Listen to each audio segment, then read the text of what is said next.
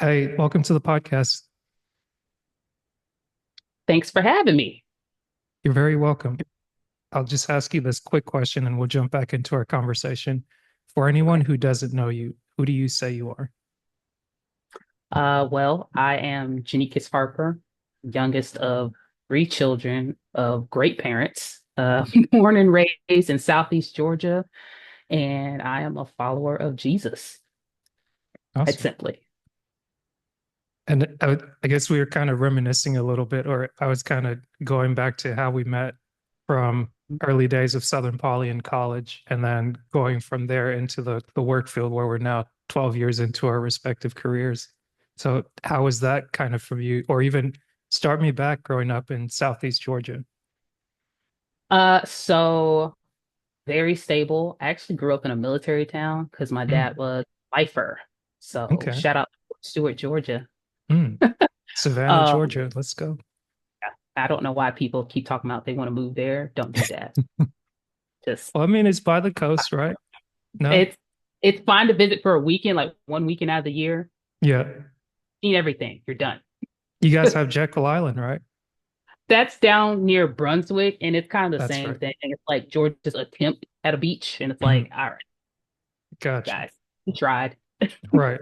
I guess once it's in your backyard, it's different. But like if you're a tourist, you're like, oh, we want to go see the thing. It's like, come on, guys. You walk down, you walk back, you've seen All right, yeah. It's like keep going, hit Florida, it's fine. it. So, yeah, we. I was actually born at Fort Stewart, so literally born and raised there, and spent the entire 18 years there until I went to school in Marietta. Oh, wow. So no moving. My dad,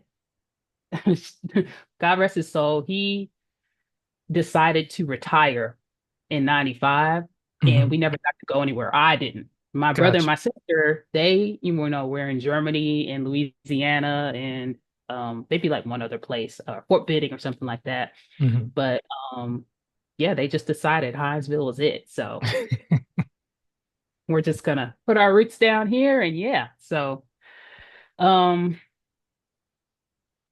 childhood was great. Like I said, it was pretty normal in the sense that just get up, go to school, enjoy the summer vacations. You had little activities and stuff, rec league and things of that nature. We were a member of the same church since the 90s. Mm. That's still my hometown church, that my mom still goes to. Mhm. So, pretty good foundation, I would say. And yes, I know all about the heat, which is Mm. why now when I choose to vacation or when I can, I'm like, where's the cold? Mm. I'm like, y'all can keep the beaches and all that stuff. It's Yeah, no. Once you've taken all your clothes off and you naked, you can't take your skin off. right. You could always put on more layers when it's cold. That's true. So yeah, that's pretty much it in terms of that. Gotcha. It's funny, I didn't really appreciate the cold until I learned how to properly layer, especially I was telling you earlier, I went from doing the 2 year rotation and like my third one was going up to Plainfield, Illinois, and it was like 19 degrees in Louisiana. And then I looked at the weather because it's basically I finished up February and then March I was supposed to be up there. So I was going to travel over the weekend or like middle of the week and it read -7. And I'd never Mm. seen that before for somewhere that I was going.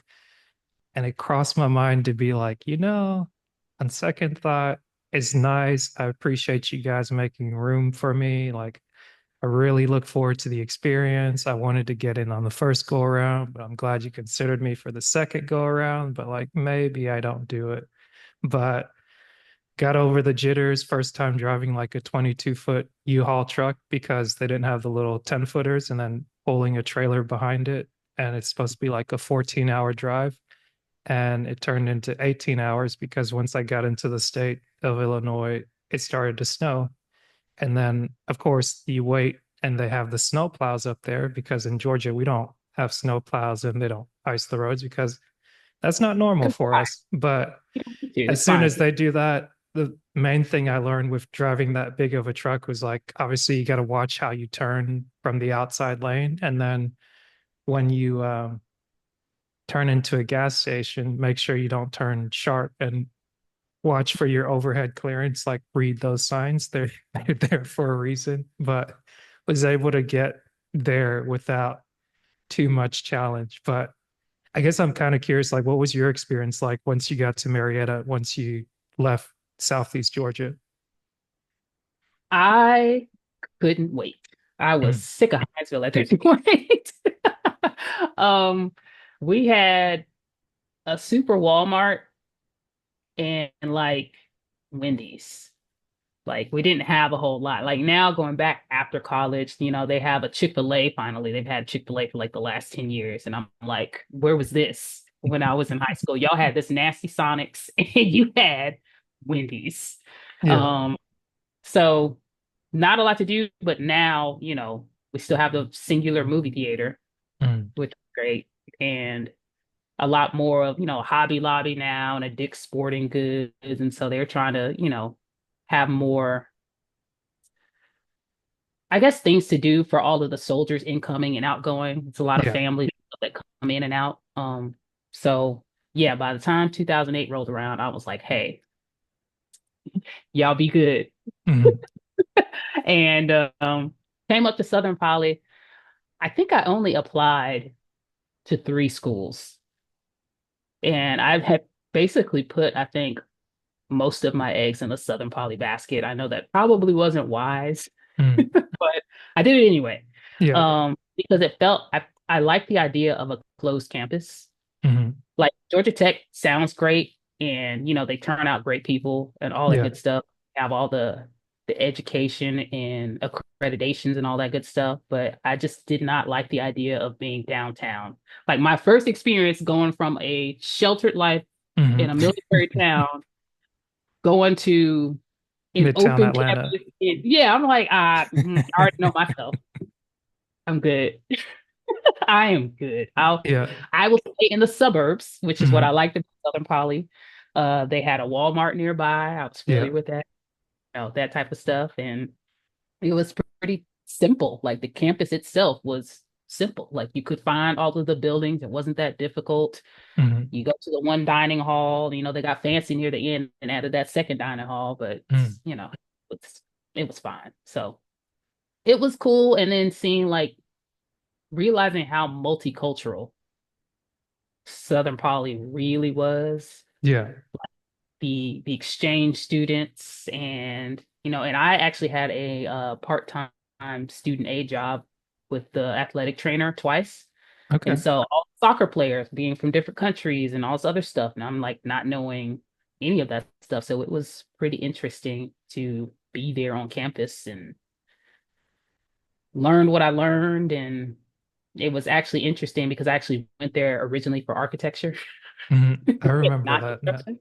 Yeah. So yeah. But after the 3 week orientation in the summer, I was like, Hey, you were one of the smart ones. You got out early. you know what? I've heard that more than once.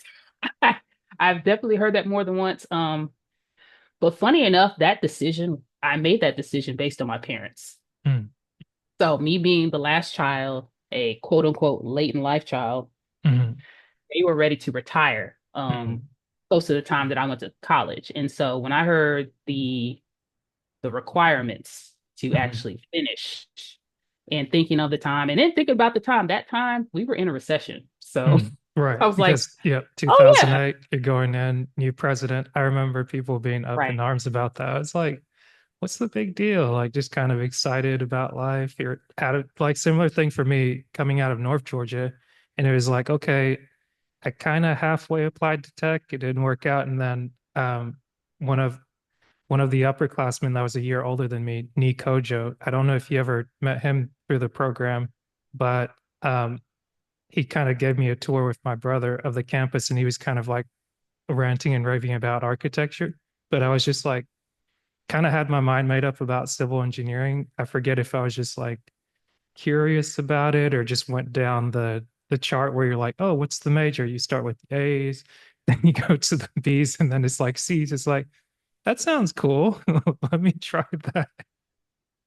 So my mom, I think she still in her head refers to Southern Poly or SPUSU Hmm. as that engineering school Mm, because it was known for that.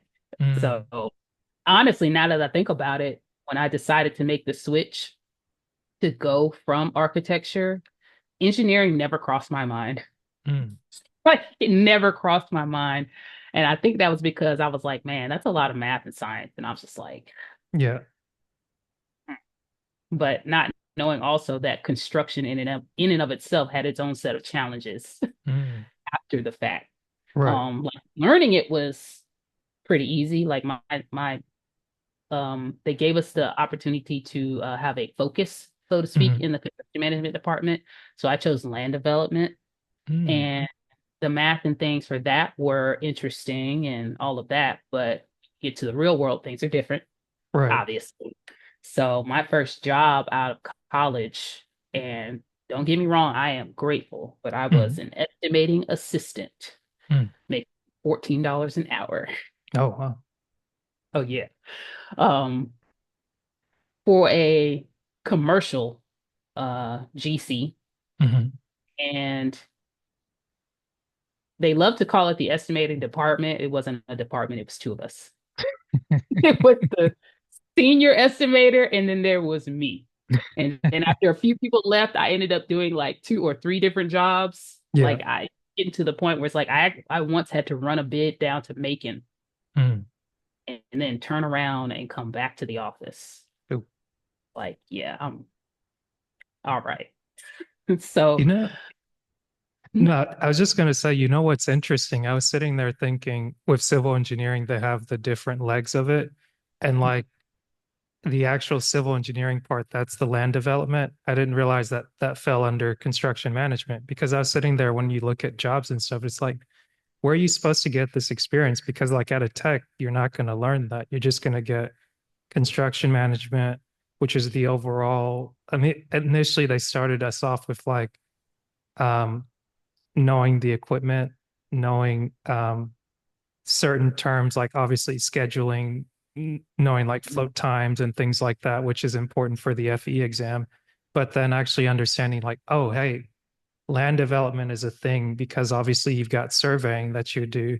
And then once you have the boundary of the site, you'd have somebody needs to reshape the land in order to have drainage go properly. And it's like, I can look at a print and read the contour lines, but I'm like, it's a whole nother thing to have somebody behind the machinery that knows how to reshape the side of a cliff to where you can actually get equipment down there. And it's like actually seeing that within the last 3 years, doing working in South Georgia for the first time and then spending more time in Southeast Georgia and be like, oh, this is like I work north of Atlanta or north of Macon, and now I'm like south of Macon and then everywhere else in between. It's like there's a lot going on back here.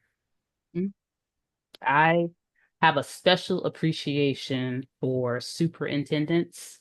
Mm, Um, I danced around being a project manager for a long time. mm. And I finally did it because I felt the need to step up for my company because we'd had some major personnel changes. Yeah. And so, because I was content Yeah. or content enough being an estimator because it made Mm, sense, right? Sometimes things are a little weird in terms of that, but it's more so to do with how people act or behave. mm. Office politics and all that, that's industry, cross industries, Right, like that right. type of stuff and paperwork and all of that jazz. It is what it is. But yeah, I started off as an estimating assistant. Then I actually switched to the other side and went to work for a subcontractor. So I worked for an HVAC and plumbing subcontractor for almost 5 years. And Okay. then I back to well, then I had that terrible company in between, that 6 month stint. Mm, So I'll skip them. And then I went back to a GC, and that's where I learned the majority of like project management and being fiscally responsible for a $4 million project and all of cool. that stuff. So that was fun. Yeah. So I guess did you intern while you were at in school, or did you try to do like a co-op or anything like that? So I went through the process because the Career and Counseling Center had that because I actually worked there. Hmm. I knew they had, so I went through the process, but I think I started too late, so I didn't get any actual internships or Gotcha. co-ops. So I graduated August. They kick you out real fast. Mm. that weekend. Yep. So moved back home, and was there all of like probably 2.5 months. And Mhm. then I got an offer letter from the GC that at the time was in Woodstock. Yeah. So I realized, especially at that particular time, what a blessing it was to actually be able to use my degree. Mm. Go figure. Yeah. Because I So, guess I was gonna, or my bad. no, go ahead. I was gonna say, like, having that first job coming out of school, paying you at that rate, I was like, was it like a short-term thing where you're just like, hold up, wait a minute, like, I've got a degree. What's going on here? It's so they started that programming early, and I say they is Hmm. because in middle school they started the whole everybody needs to go to college. You need Yeah. to go to college. Everybody go to college. Yeah. So also, are you going to college? Like, yeah, I will. Okay. Yeah. So starting that early, that the promises that were made at that point in time in terms of when you get a college degree is that hey, you could come out of college making Right. 40, 50, $60,000. Yeah. That didn't happen. And Mm. even not in a lucrative industry like construction. Like Yeah. there's always something being built. Right. That's kind of, it is kind of strange because for me, like, I was just happy go lucky because from like high school, or even before high school, the first job I ever did was landscaping. And I was just giddy to like get out of the house. My mom also wanted me out of the house to like go learn something, not just be playing video games. And then after doing that for a couple years, one of the guys encouraged me to be like, hey, you should go work in the air conditioning with your friends, where it's like, I don't have the opportunity to do that because I'm not getting the education. I'm starting this later in life to where I've got to just make the money to send back home and things like that. But it's like, okay, I went from doing landscaping, then working at a coffee shop, and it's like maybe making $20 a week to like making $6 an hour. And then by the end of it, it's like, oh, you have new people coming in and they're making $8 an hour. It's like, you should probably ask if you can make the same thing they're making since you have more time than them and you're teaching them how to do their job. And then, like, you go to college, and I get this co op where we're doing non destructive testing, where we go to paper mills and power plants and we're crawling inside boilers. And basically, a boiler is just giant rectangular box that's supposed to be an oven. They shut it down at times to be able to go in and read these tubes that are metal, and they'll pump. I think they'll pump water through them or steam. Basically, they heat up the oven in order for it to help generate power for the plant, whether it's a paper mill or power plant. And over time, just the cycles that the boiler goes through, the tubes will wear down. So whenever they're able to shut down one of them and keep another part of the plant operating, or they'll shut it down completely to where it's like, hey, we've got to go in and do maintenance. They send people in groups to be like, okay, we get you a grid pattern where you need to read this section, and like you read the tubes going from like left, center, right, and you give them data to say, hey, this is where the tube started at this thickness and then it's wearing down. And they had like different tests that you could measure thickness, you could look for holes, or what's the word? They don't like to use the word cracks because it's like once you say crack or something's failing, like people freak out, like, who said that? Where's the problem? What do we need to do to address it now? But like learning how to use like dye penetrant, or even they have like the stuff that glows in the dark is kind of neat. You have they always encourage you to look at something visually, because if there's a giant hole where something got ate out for rust and you're sitting here spraying just this giant hole, you're not going to see where this line is supposed to come in nice and neat because you didn't use your eyes to look at what was clearly shown. But I just remember doing that, going from like I started at 11 and maybe wound up at like $13. So it's like there was a slow progression. But then Mhm.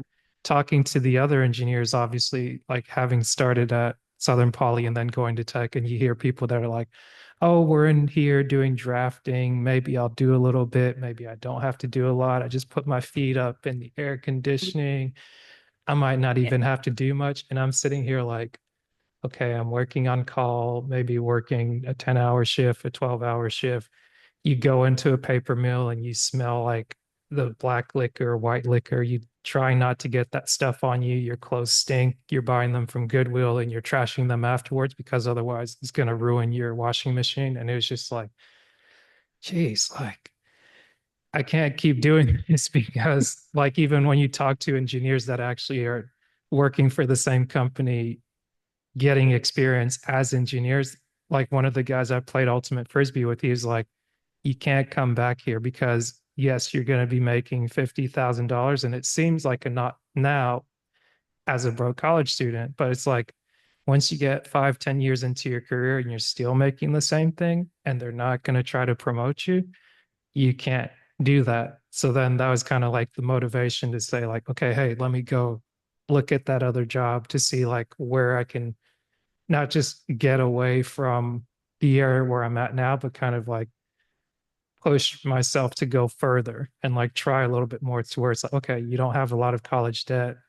And to your point, the promise again is like, you have a college degree, that means you get a job, and that job helps you pay back the loans you took. And then it kind of sets you up for life going forward. Mhm. Absolutely. So one of the things I say this, how do I want to say this?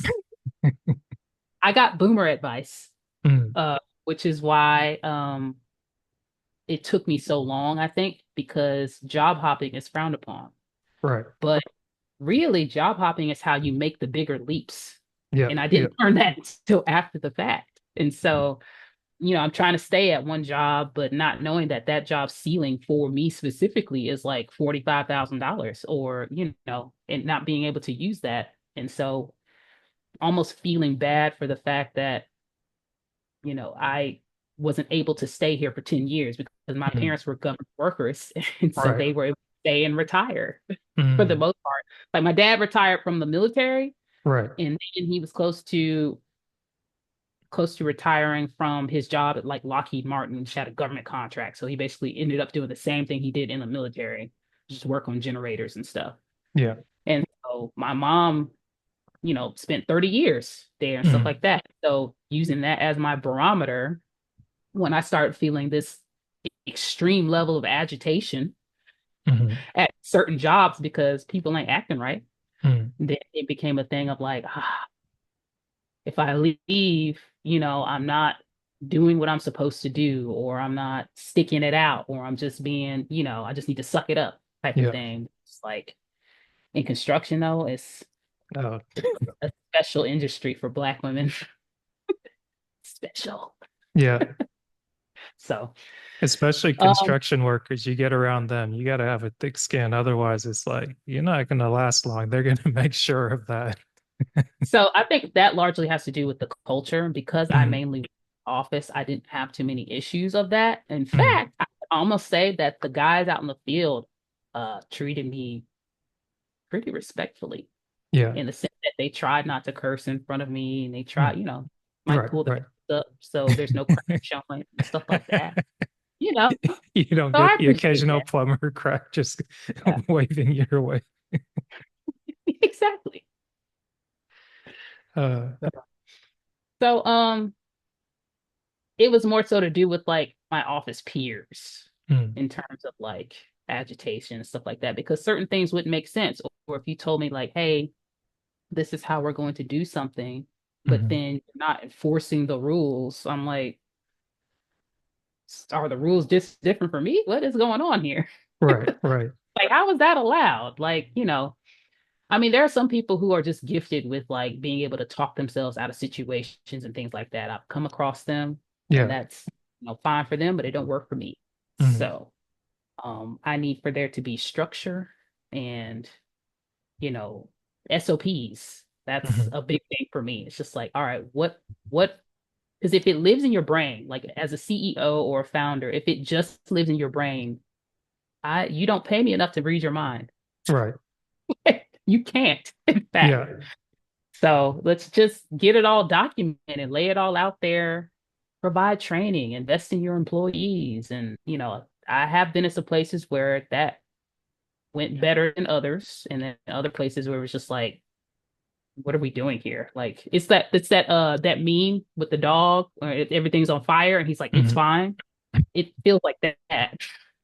It's like, is anybody else this? No? Okay. All right. Well, Got you. so yeah.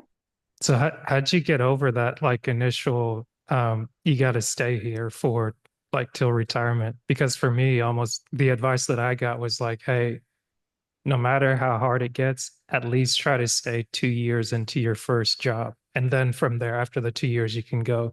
And it was kind of helpful with like having a 2 year training program where it's like, we're going to place you in these different industries, whether it's like shop fabrication, construction in the field, engineering rotation. And then I was hoping for maybe like something in sales or finance, but that didn't really fit my personality. And then the need was more construction, which happened to be come back closer to home and just settle down for a little bit, which ended up being like 6 months turned into 4 years. And it worked out the way that it worked out. So let's see. I could make the argument based off of would I be able to take care of myself? So the definition of grown that was given to me by my parents was you are grown when you pay all of your own bills.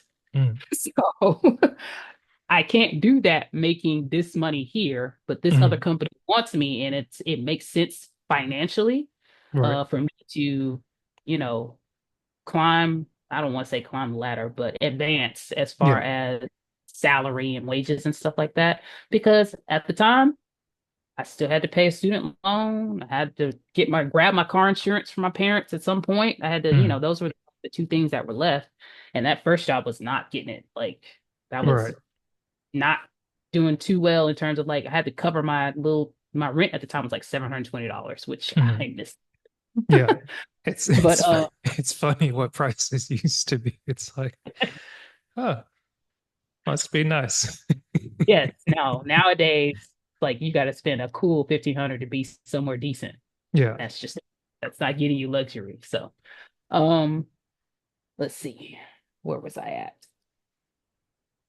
So getting out to support yourself, that's meaning that you're Ah, grown. yeah. So I could make that argument and things and just go on the interview and just see what people are saying. Mhm. It's not like I was doing honestly the first job switch happened by happenstance because the owner of the company, we went to the same CrossFit gym Mm. and he heard me complaining. Just like now I think about it's like cringe. Ooh. But at the same time, he was still willing to like, hey, just send your resume in. So I, sent it in to him and he was like, hey, bring in for an interview. And that came about and I spent like 5 years there and I made a couple of lateral moves in that company trying to extend my time there. Mm. Like I started out in the construction department, ended up in the Mhm. service department. I was an estimator, I was a coordinator, I was blah blah blah doing all of the things. Gotcha. By the end of it, there was just nowhere left for me to go. Mm. And at the same time, I knew they were not going to give me a raise because there Right. was no left for me to go. So that at that point in time, I employed a recruiter, which I was like, oh, these people exist. Mm. God bless y'all. It's like you gonna do the legwork for me. I just have to get my resume ready. Yeah. This is That's funny. so I've never heard someone describe like employing a recruiter as to where like nowadays it seems like they're just constantly trying to headhunt to like represent people, but that's pretty like very good forethought of you. yep. So because at that point in time, I didn't really know where to start. Mm. I didn't know if I wanted to go to another subcontractor because there were differences in working for a GC and a subcontractor, meaning Mm. like the volume of work, Mm. how many hats you may have to wear, and all of the stuff like that. Gotcha. Um, so this one contractor got me a job making what I wanted to make. Um, but the company ended up being terrible. And so I Mm. called that same recruiter back and I'm like, hey, do over, because this is not it. Yeah. like, hey, you got to make this up to me. This is Mhm. crazy. So yeah. Um, so he ended up getting me an interview at a GC in Marietta. And I went in, I don't know, I guess it was just, I don't know, once you just have time in the industry, you just stop having to or stop feeling like you have to pretend a whole lot. So like my interview, I wore like Star Wars bands. Mm. Like, I don't know. And I told myself, I guess my form of a pep talk before I went in for the interview was like, if they like me, great. If they don't, on to the next one. Yeah. Just, hey, do you want the help or not? And that's not to say, because I know what I bring to the table. And I Right. know that my parents instilled in me a good work ethic. Hmm. So it's just like, if you're going to let something like my hair or how I look or how I present myself stop you from hiring me and seeing that I have experience and I have work ethic, then Yeah. okay, y'all be good. I So, can definitely relate to that experience. mhm, mhm. So ended up staying there almost 5 years, and then that particular one is the one where I learned most about estimating, Mm. because I was having to win projects that were 6 and 7 figures Mm. and stuff like that, right? And Yeah. actually, probably the coolest project I worked on there was for Atlanta's esports team, Okay. um, the Phase, and um, they had two teams that worked in that facility. So what we did was we took an old it's not a factory, but it was a warehouse down near DeForest Mill, and we converted it into an esports training facility. So basically, video games all around. They had their own gym, all of the things. It was pretty cool. We had to abate and all that good stuff. Okay. So it was a $3 million facility, and it was cool at the end. Just working on a almost like a boutique construction project like that in per Hmm. se. It had a little bit of everything. There was landscaping, there was, like I said, remediation, there was, walls and changing out the layout and flooring. And we worked with architects who also did interior design, so that was fun. Gotcha. So all the things, custom desks and all of the things like that, and lighting was very important for them. Mm. Um, and the HVAC system was like almost $500,000. It's crazy. Yeah. But yeah, so from there, I was basically functioning at that point in time as just an estimator and an APM. What's an So APM? assistant project manager. Okay. So the Gotcha. person who takes care of the actual paperwork and makes things in order, makes Mm. sure things are in order. It falls back into your strengths. Yeah, You're yeah. probably taking it from the person that's just like, I don't want to look at that stuff. Just get it away from you. If you get it done, I'm happy. Yes. So that was the good thing. I was paired with some folks where my strengths complemented their weaknesses or made up for their weaknesses and vice versa, because I was Mm. not really a people person. I would Mm. probably still say I am selective Mm. with the people I show my personality to. I'll put it like Right. that. That makes So sense. uh, let's see. Estimating, APMing, and then, like I said, we had some major personnel changes, and there was no one to run a specific job. So then I became a full project manager. Mm. And then in 2022, I dealt with the worst project and the worst like team I've ever had to deal with. And it Mm. was bad for my central nervous system. It was terrible. Mm. And that just got me to thinking, and it kind of gave me an extra boldness to ask for what I want, because I'm like, this is so bad. I ain't got nothing to lose Mhm. but to ask you for what I want. So that ended up happening. And then in 2023, I started another project, another warehouse that we were turning into a large retail center for a flooring company. Mhm. And that ended up being a very good project simply because that client was awesome. Like, he was one of the best clients I've probably ever come across. And I also got the chance to work with one of the best superintendents I've ever got to work with simply because of the way he respected me. And he was, culturally sensitive, I would say. Hmm. Yeah, to the point where, if he thought a sub was disrespecting me or not answering me, he was like ready to jump in the truck and Hmm. go pay a visit. I'm like, let's not, whoa, whoa, whoa, let's not do that. I So don't want you to be want me to run up responsible. on him? Right. He's very like fatherly, and he happened to be the father of one of my work besties. So Mm, that worked out well for me in that regard. And it was just a thing where I just things just kept piling up. mm, And I made a post about it on LinkedIn. And it was one of those things where I tried to be the change I wanted to see. mm, So how I put it was I prayed for a different perspective before I prayed for a change of address, mm, is what I tried to do. And mm, so I was like, well, let me do this and do this and do this. Things weren't working out. And then I created my before I quit list mm, of just things, because if one thing I like to do is I like to finish well. And so I saw what happened to people because I've been subject to it, of when people just left and their coworkers are just like scrambling, trying to figure stuff out and pick up the slack and all that other stuff. I didn't want to do that. I didn't want to leave that way. yeah. And so I ended up putting in my notice in like October, and I did not leave fully until like February, Mm. Oh, wow. simply because I had a project that I wanted to finish that $4 million project. So I wanted to Right. finish it because honestly, when stuff changes hands too many times between project managers, stuff gets lost, communication, breaks down, all types of stuff, and it just ends up being a mess. So I Right. was just Right. like, I'll go to part-time and Mm, I'll, and finish this project out and stuff like that. And when I tell you the theatrics, when I put in my notice, mm. I gotta hear there this. were, there were tears and all of the things. And it was just like, at first, it pulled at my heartstrings because I have Mm, empathy for people. But then when I got to thinking about it, I kind of resented it a little bit because it felt like mm. manipulation.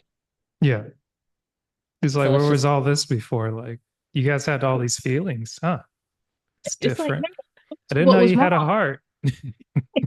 I told you that's the thing. I was outspoken in the things that I thought were in a respectful and professional way, of course. Mm, And so it's just like we had meetings every month. And we had this. Like I even coined a term for a look that I developed on my face when I thought somebody said something stupid.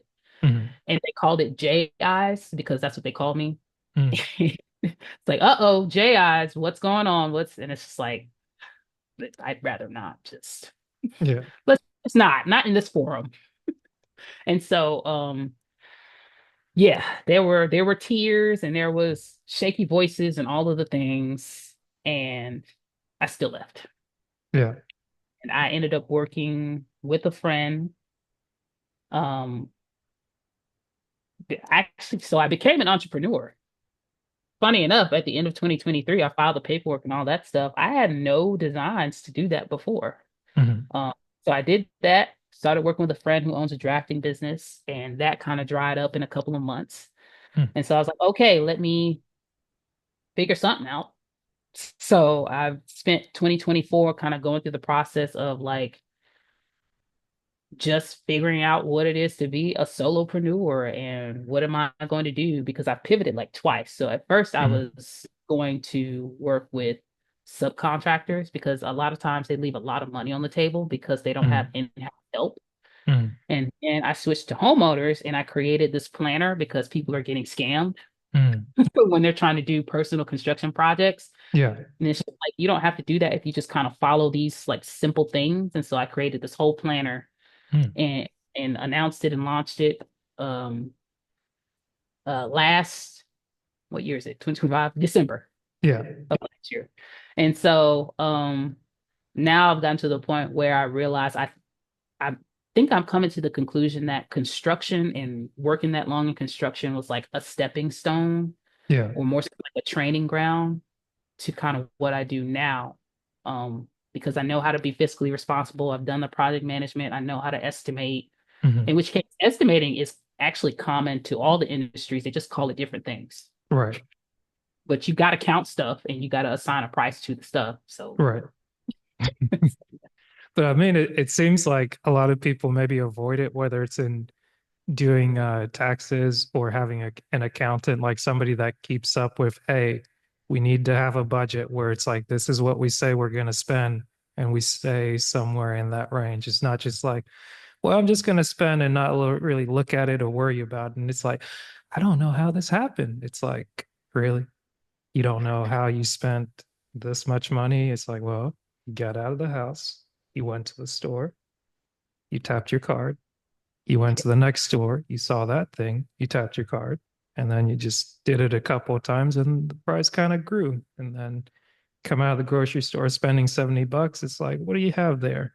This is a personal story, so I'm not attacking anybody. It's like, okay, I got two things of ice cream, I got some chocolate, got some fruit. Yeah, just throw that in there. Got some meats, got a little bit of this, a little bit of that. Maybe don't shop while I'm hungry, and then I don't end up spending $70 just on a weekday at the grocery store. And it's like, okay, well, I'm gonna put a pause there. I don't need to go back to the grocery store. I came home like ate an entire tray of Keebler cookies with the fudge in it. And it's like, okay, like you smash enough cookies in one night, maybe fast the next day, slow down. But it's like, don't go complaining to anybody that, oh, I just put on this and I don't know what happened. And I was just hiding out with the chocolate and the ice cream in my bed. And it's like, yeah, the ice cream didn't sneak into your bed. You went to the, no, you didn't make it to the freezer. You took the ice cream from the grocery bag and you went into your bed with it. And then you had sense to be like, okay, I finished one. I'm not going to finish the other one. And I have managed to keep it past 3 or 4 days. So that's just that's just a common aside to your point of like when you actually pay attention and count things, you can see where the money's going. It's not a surprise.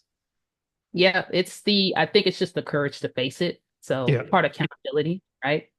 I have the same, so I have a major sweet tooth. Mm. I, the problem is I love ice cream. Ice cream don't love me. That's the problem. Yeah. Same here. It don't love my waist. It don't love my blood sugar. It don't love. So, I completely understand you when you say that. I had to put in some I had to Jedi mind trick myself and I wised up and what I did was I just started using like whatever grocery store apps like before I quit going to Walmart. Mm. I would just get the app that way I could make sure I stayed in budget and I wasn't tempted by like the sales or the like, oh, this is reduced now because it's about to expire or whatever stuff of like some expensive thing that's just like normally I wouldn't put it in there. But Yeah. now it's $2 instead of the seven. Mm. Like let me just not even go in the store and just tell Yeah. them to put it in the truck and I'll pull off. So It's not a bad idea. yeah, I have to do these little things to myself, and it's like even when I'm afraid or I'm scared of something, it's like let me just go ahead and book it or do it, Mhm. so I don't have time to overthink. Right, right. I So guess just like that's probably a good point to ask you there. Like, did you find yourself having a hard time taking vacations once you got out of school, you kind of got out of the work mode, or did you just go school, work? And it's like, what's a vacation? yes, so I came out of school thinking I had to kind of prove myself, or what's the term that they call pay your dues. Oh yeah. Like you got to work So late. Like it's you Friday. got to Where are work. you going? You're a black woman, so double minority, you have to work twice as hard to get to the same place as anybody else, and all of those things. And vacation, like what? Hmm. So it didn't even cross my mind until like 2021 when I sold my house that I was like, I could go and take a vacation and actually enjoy myself. And because there was a lot that I had not seen yet, Mm. being that I didn't travel as a child. Like we went to Orlando Hmm. because military discount, Disney World. Mm. Why wouldn't we, right? Or for Thanksgiving, but like family obligations don't count as vacation to me. Right, Like if I'm right. with my family, that don't count. Yeah. So in 2021, for the first time, I went to the West Coast and I visited San Francisco, which was wonderful because they don't seem to have mosquitoes. And it was like 4th of July and it was like hoodie weather. And I was like, I see now why people think that they should move here. Mm. until they realized and saw the gas prices was like $8 a gallon. But like Right. I figure, well, I'll just walk, Yeah. exercise since it's nice outside. But yeah, no, and then I took my first international trip Hmm. at the end of 2021 and went to Canada. So Nice. Canada's good old Montreal. Had Very some nice. poutine. That's pretty cool. I think the first time I kind of tricked myself into taking a vacation, or I attempted to, was um, I was booking a hotel for a training that was supposed to be in Houston for 2 weeks. Ended up being a month and a half because our TWIC cards that were supposed to get printed by TSA got misprinted. So then I became a resident of Texas for living in a hotel for a month. So like once you're in Texas over a month, you're officially an unofficial resident. So then you get the benefit of no taxes for that time. But like in booking that hotel, they're like, hey, would you like this timeshare thing? And it's like, I heard about timeshares before. It's like, no, not like I can be convinced to almost buy anything. But I was like, this might not be a bad idea. Sit through a presentation, not really interested in it, but it gives me an opportunity to go to Vegas. And it's like, never been to Vegas, heard things about it. And of course, like when I finally got around to taking the trip, first thing I did was drive out to the Hoover Dam because it's like, hey, civil engineer, like interested in construction and things like that. Not so interested in the strip, but it's like Hoover Dam, Grand Canyon, seeing tumbleweed for the first time. And it's like, didn't know that was a real thing. And then they just happen to be having a morning tour like the same time that they have a morning tour. So it's like, okay, like got the car rental and just doing like the little tiny things where it's like, okay, I'm moving at my own pace. No one's pushing me. I'm walking into this thing, just meeting complete strangers I've never seen before. Probably won't meet them again. And then going, and then I think someone talked me into another timeshare where it's like, hey, good looking guy, come over here. Would you like this? It's like, no, not really. And it's like, crap. I really got to work on saying no. But Like you got to treat them like the people, like the center kiosk at the mall. yeah, You got to treat them like that and just like walk faster and don't make eye contact.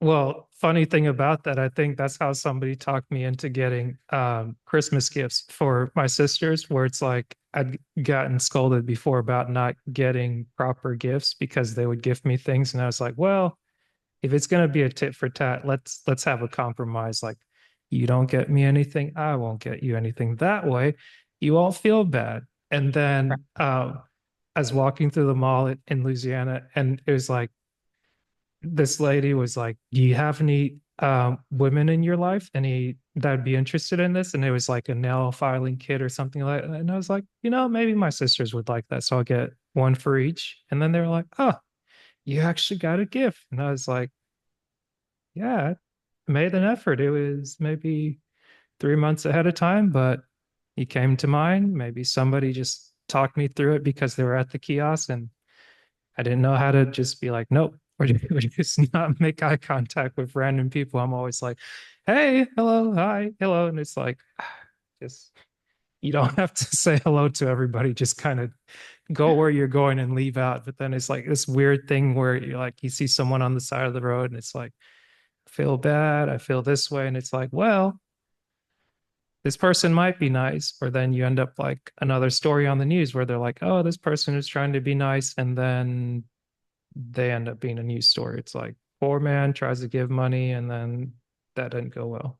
But that's Mm. why they have the signs that say, hey, don't give out money here. If you want to do it, give it to the local food bank or things like that. But that's enough of my shenanigans. I feel you. So I learned that I'm not a good solo traveler. Mm, So I have a travel buddy, my best friend from my hometown, because that forces me to slow down. mm, I learned not so long ago, probably prior to 2021. I think I got this from my dad. I'm mission focused. So when I go to a store or whatever, if it's not a part of the mission, I don't care. mm. So I'm not talking to people. I came there for some chips. I got the Yeah, chips. I'm getting back in my car now. Okay, bye. Like, right. so in that regard, I also know that because I did a little bit of I traveled once for a competition.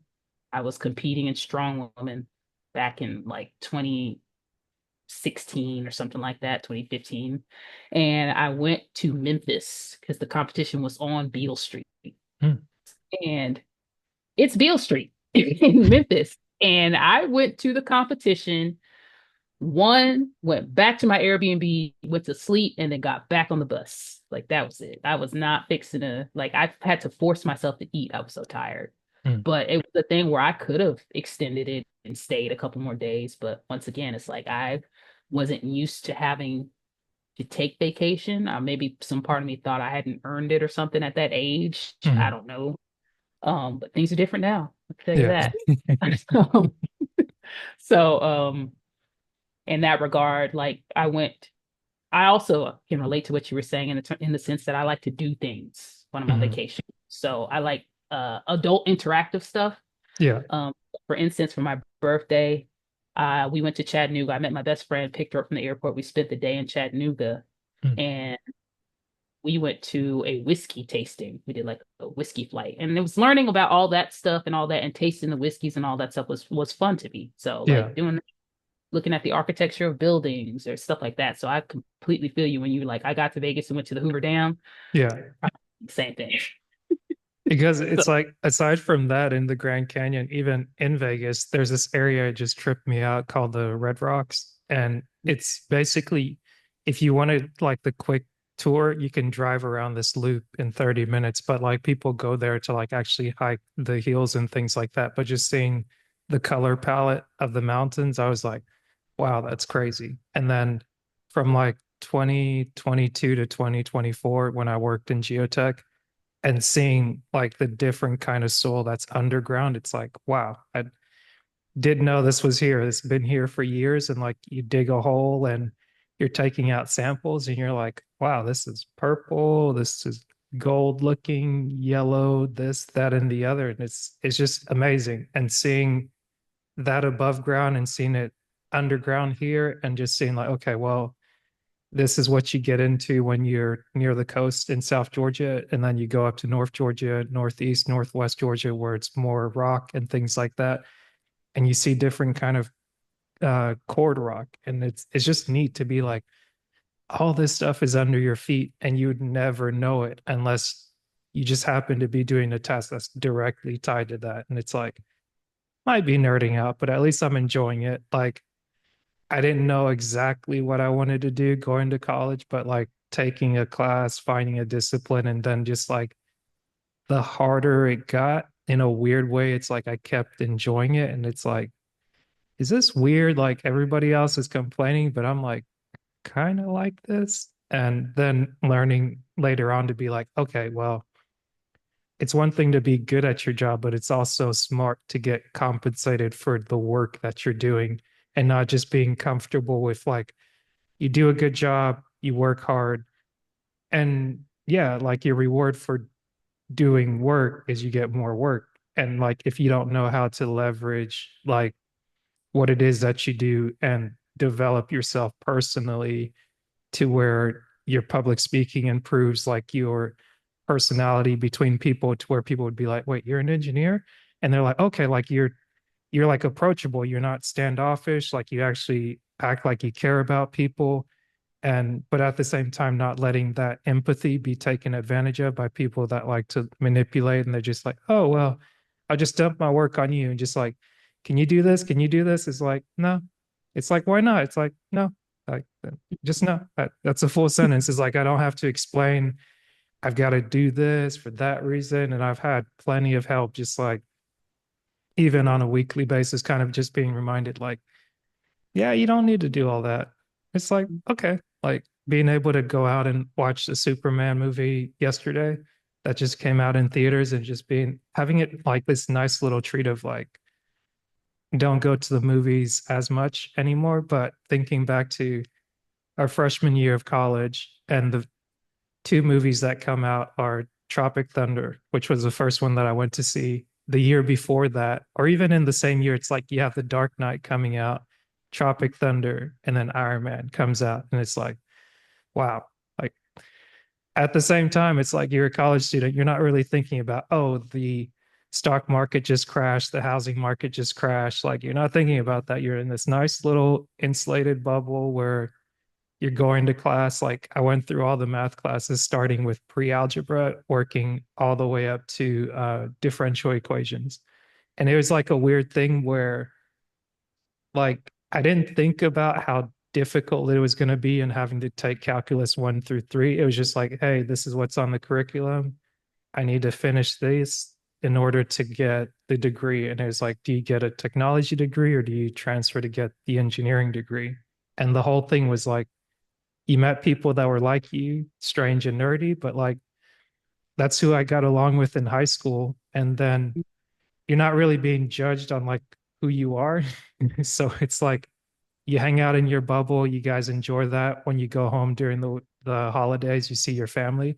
And then like you hang out, they're like, "Oh, okay, you're developing, you're growing up. Oh, did you pick up a few inches there?" It's like, "Oh, like you're getting taller, you're getting taller." And it's like, "Okay, Please like stop I saying right, right." It's like I think I've been about the same. It's like, okay, like I'm learning a few things, like went on the job and they're like, oh wow, like you're getting to drive like a company car, like all these different experiences that like for some people it's like normal because they have like family history in it, but picking something completely different from what I grew up doing or was exposed to then basically charting out a path to be like, oh, I want to go do this thing. And even now doing podcasting and people are like, what are you doing over there? And it's just like I'm talking with people and it's like really now it's like I'm using it as a tool to like talk to people that I've met over the years, but it's like kind of remembering like, oh, like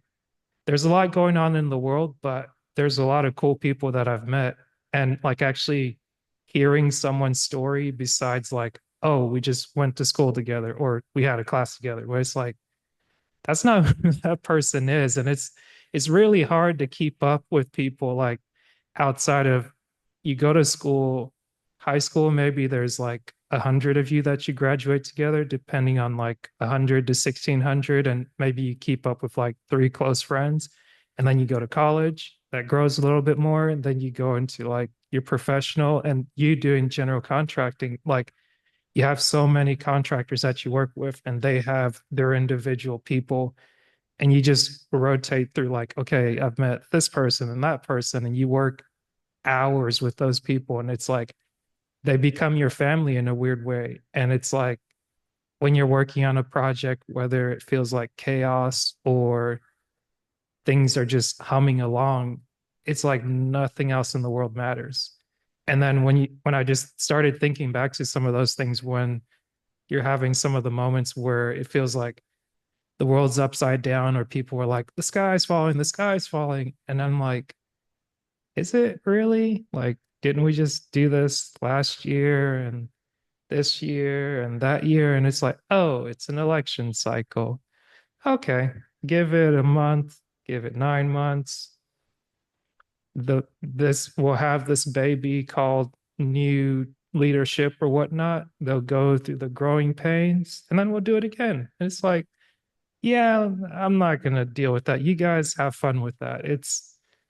I'm gonna put my attention elsewhere because it's so easy to get caught up in stuff and then kind of doing the personal development thing, trying to really focus on my mindset and understanding like whatever you set your mind to, that really drives your motivation. And then it helps shape how you think about money, and just seeing it as like it's either a tool that you can use or something you don't have. So it's either like always running away from you or like it comes to you in ways where you're like, oh, okay, like I can track my spending and do it limited times to where it's not always a thing that's like, I got to do this again. And like, yeah, I just said all that to say it's like, I think it's really cool to be able to have this conversation with you and just being able to like have touch points where it's like, oh, okay, like this person that I met in this year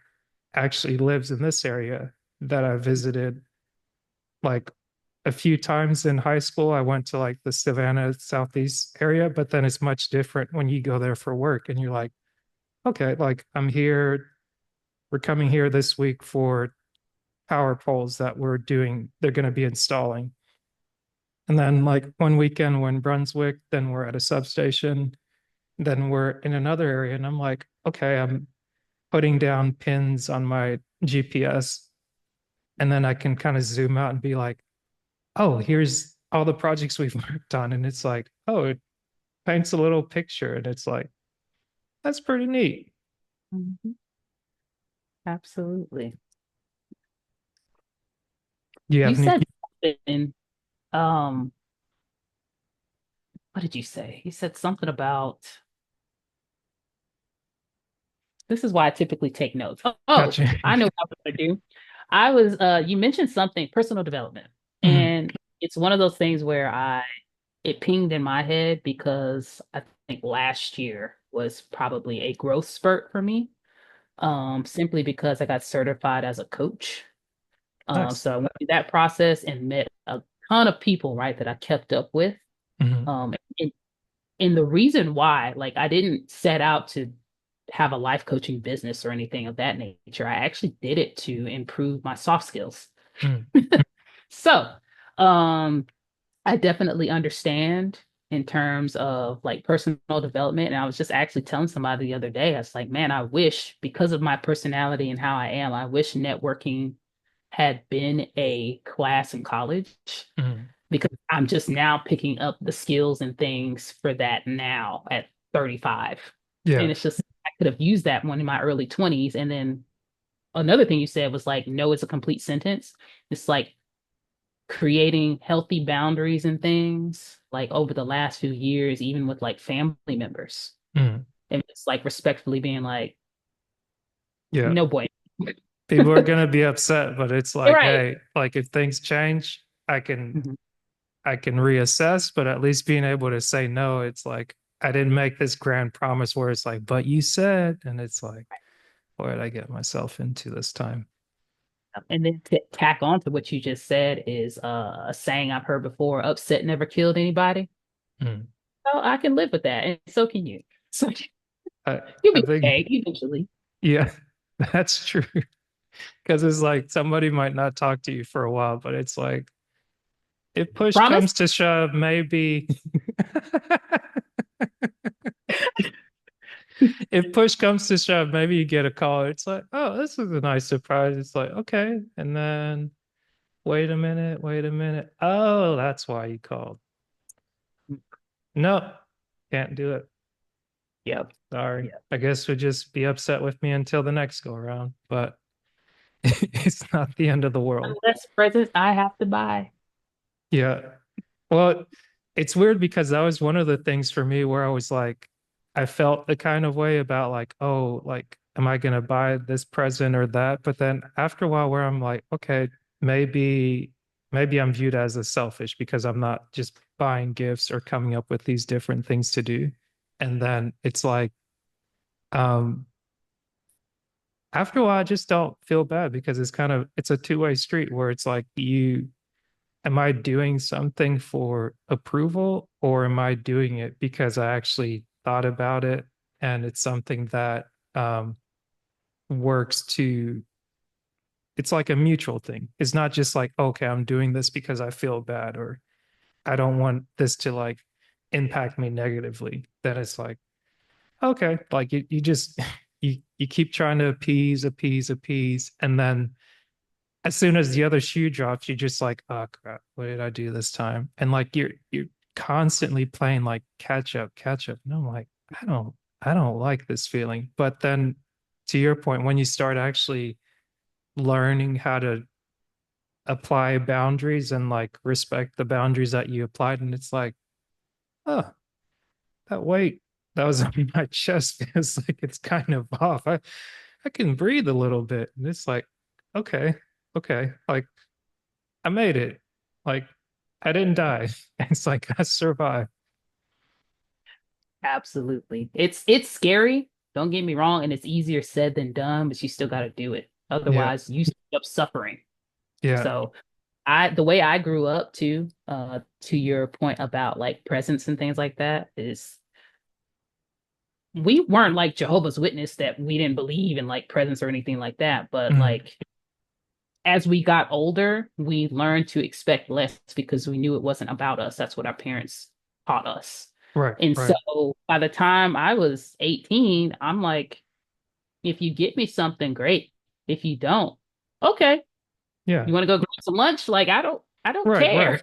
Because at that So point, it's like you know what you want, and like if you do like maybe what do they call that thing like a white elephant, mhm, where like you get somebody's name and you just think of something like okay, you get something specifically for this person where like you've gotten to know them and you're like you communicate on a regular basis to where it's like you're not getting socks for every gift or like a tie and it's like okay cool this was cute when you were younger the older you get it's like maybe just like what's the old thing in construction like you might get gifts or like oh hey guys we got you a tool set or something it's like just give me the bonus money like let me decide what I want to right. spend my money on. It's like I'll be okay. I'll be okay. Like you don't have to give me gifts. Like all that money that you spent on the planning and this just put it in my bank account. I'll be all right. I'll be all right. There's a certain level of thoughtfulness that comes with like relational equity. And so it's just like, I'm like, if you thought about me, great. But Hmm. that means you also know me. Like Mm. you know with a certain level of intimacy. So it's just like that means you're not buying me. You're not gonna bother buying me socks unless you know that's what I like. Right. You're going to the special hot sauce store at the outlet and getting me my favorite hot sauce. That's random, I know, but they Hmm. do have one right here. Um, but it's stuff like that. And so in the same token, it's just like, why would I waste the money getting you something that you're probably not going to use? Right. It's like we don't have to do this. Let's just not and say we did. Yeah. That's true. So with the family and like aunts and uncles and things like that, I never really got gifts from like aunts and uncles, so I learned not to expect it. So at the same token, I don't really buy a whole lot. Hmm. And you can think that's selfish, but at the same time, I know where my generosity can go. Right. It's just not to you right now. It's fine. Yeah. And I think I don't know if it's been like since 2020 where like some people seem more comfortable where it's either like of the opinion of either life is short or just like the things I spent so much time like obsessing over, it's like it's really not making a difference. And you get so much into like the high stress part to where you're like, this isn't good for my health. I've been doing the same thing over and over. And it's like, wait, okay, I'm self-aware enough to notice that I'm practicing insanity, like trying to cut the yard the other day. And I was like, okay, this is the third time I'm doing this. I keep going over the same path over. And it's like, this would be done much quicker with the riding lawnmower. Yes, this was my first job. I love it. This, like, I'm getting exercise. I'm in the sun, but it's like, I'm getting a little too much sun right now. This is almost taking me 3 hours to cut a yard. And yes, it might cost to pay somebody, but they already have the tools.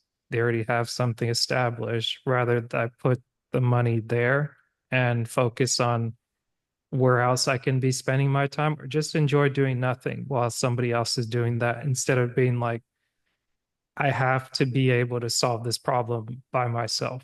And it's gets me just exhausted and no closer to like actually getting somewhere to be like, okay, like I solved this one problem, but now I've got four other things that I avoided doing, and I don't have the energy to do any of those things, and I'm kind of screwed.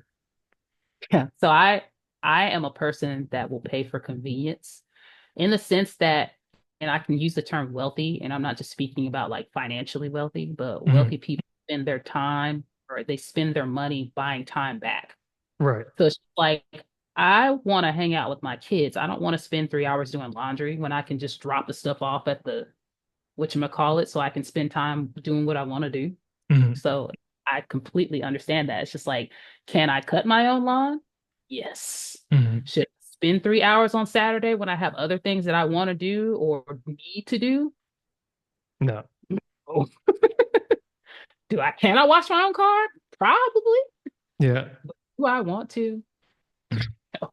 And even to that point, it's like I think I appreciated the or I had to appreciate the importance of going through a car wash because like the 6 months that I spent up north, it was you had to wash your car on the regular. And when you go through the car wash, it sprays underneath to get the salt out because the big difference from if you have a car from down south versus up north, like usually the bottom of the car is rusted out from all the salt that kicks up under there. So like I took my car in for maintenance and when they put the car up to rotate the tires, they're like, "Oh yeah, you hadn't been in this area long. Like we you don't get cars like this. You mind if we buy this car off of you because it's like a 2000 Malibu?" So it's like, "Hey, you might have this 100,000 miles on it, but just the fact that the bottom of your car is like spotless of like any rust, like that's valuable up here." And it's like, okay, that might be worth it if you've got to wash your car every week that you have new snow or like new ice on the ground. It's like you take it to the car wash and you might as well do the subscription where you pay a little less and like, okay, I'll do it for 3 months or 6 months, 8 months out of the year and then cut it off when I don't need it. It's like this convenience makes sense. Like I'm not gonna be there, work 8 hours, 10 hours, whatnot, come home, spray this, then go cook a full meal, do meal prep, then, oh, okay, am I going to study for this exam or am I going to go and study the books just because I got to work hard and I got to get ahead? It's like, no, you go to work. What you need to learn from work, you should be able to do within your work hours. So, like, if you need to learn this, you take that time and you learn that. Don't feel dumb because for a year you weren't hitting the books back to back. You just had a different job. And it took me forever to be like, I don't know how to feel about this, but my brother lived in the city in Chicago. And like on the weekend, it felt great to take the train into the city, hang out with him, his family, and go around like going to the art museum. That was a thing where it's like, I didn't think I cared about art before, but you go and you see things. It's like, I don't know how they did that, but it's nice to look at. And it's like, oh, we're spend an hour, 2 hours in the entrance. Like you got to, you got so much more to see in the museum. It's like, wow, okay, that's nice. I appreciate it. Take the train back. I'm relaxed, refreshed, and it's like, okay, let's try this again.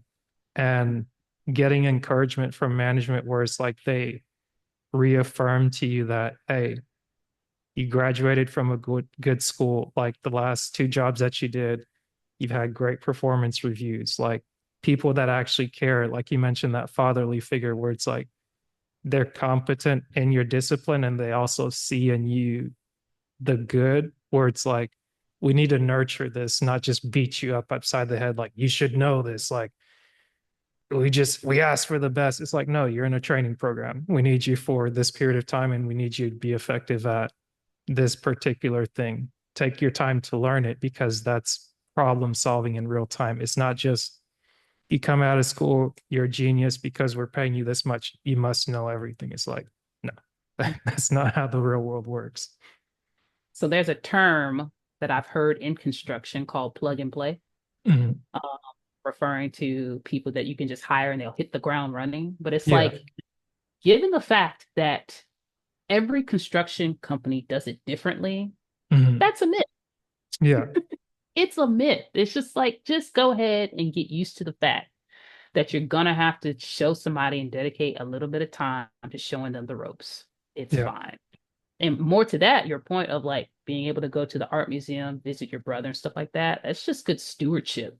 Mhm. Like you steward relationships, money, your time, all of those things. And so I'm a proponent of that as well, of like yeah, I can go hit the books and read all of this stuff and try to catch up on all this other work, but at the same time, I'd rather go hang out with my friends. Yeah. And Because what you said is true. It's like what I can't do in these 8 hours, y'all will be all right. yeah, Upset, kill nobody. I think I'm gonna keep that phrase because it's like it's so funny because it's like you can see someone get worked up and Mhm. then if so long as you don't interfere, they'll sort it out. Even they might be upset, but it's like I didn't do that to them. I can't control how someone reacts and behave. Maybe I might affect how they feel about me, but like it's not on me to control someone else's emotions. Right, And at the end of the day, it's like I'm not driving them home. If they're gonna road rage, hey, that's on them. I'm not in the car with them. I'm not in their bed with them. I'm not in their house with them. Like that is not on me.